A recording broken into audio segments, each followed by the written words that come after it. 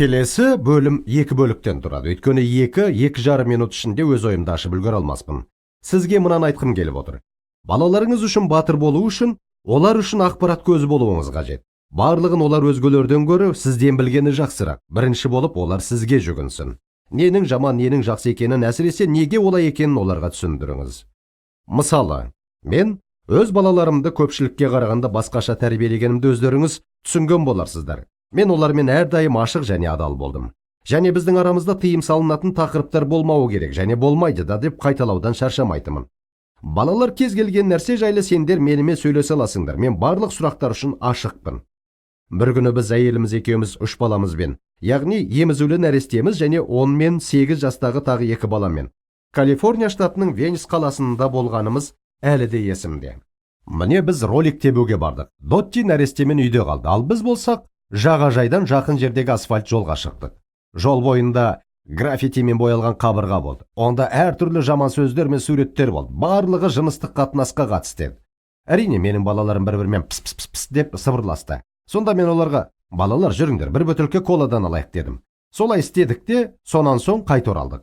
Біз қабырғадан 3 фут жерге отырдық, өйткені тура біздің арқамызда адамдар ролик теуіп жүрген еді.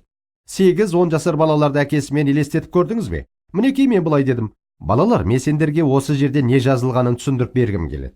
Олар «Оһо» деп таң қалды. Себебі олар әкелер балалармен бұл тақырып туралы талқыламайды деген ойда еді. Мен: шеше, не екенін білесіңдер ме деп олардан сұрадым. Және оны түсіндіріп бердім. Жыныстық қатынастың не екенін білесіңдер ме? Тағы да түсіндіріп бердім. Сонан соң ортаңғы саусақтың нені білдіретінін түсіндіріп бердім. Қысқаша айтқанда, осылардың әрқайсысының нені білдіретінін және неге жаман нәрсе екенін менен естіп білулер үшін мен оларға барлығын түсіндіріп бердім. Балалар, осындай нәрселер мені неге ашуландыратынын білесіңдер ме? Олар: неге әке деп сұрады. Сондықтан әрдайым мен университетте, студенттік ұжымдарда немесе клубтарда жастардың алдында сөз сөйлегенде мен жыныстық қатынас туралы айтам. Неке құрғанша күту керек. Тағы сол сияқтыларды айтам. Ал олар маған: Макдауэлл, қойыңызшы, жыныстық қатынас бұл керемет нәрсе ғой, бұл терең мағынаға толы сүйіспеншілік актісі деп қарсы шығады. Мен ол студенттерге сенбеймін. Неліктен деп жалғастырдым мен. Неге әке? Өте оңай. Осы жігіт студент залдан шыққан соң бірге ашуланды, немесе біреуді кемсіткісі келді делік.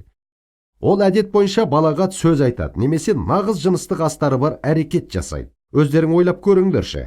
Егер жыныстық қатынас ол үшін ғажайып керемет сүйіспеншілік актісі болса, онда ол біреуді кемсіту үшін жыныстық астары бар әрекеттер мен балағат сөздерді неге қолданады деп жалғастырдым. Себебі айқын. Оның жыныстық қатынасқа деген көзқарасы сондай. Балалар ешқашан осындай сөздерді қолданатын адаммен үйленбеңдер де тұрмыс құрмаңдар да. Өйткені ол адам сізбен махаббатпен айналыспайды, ол сізді қорлайды деп айттым. Білесіздер ме, осы алған сабақтарым балаларым ұмытқан жоқ, және маған осы әңгіме туралы талай рет есіме түсірді. Әке, бұл жақсы емес, я, және неге жаман екенін өздері түсіндіріп беретін. Өз балаларыңызбен адал және ашық болыңыздар, оларды құрметтеңіз және киелі кітапқа сай әрекет етіңіз.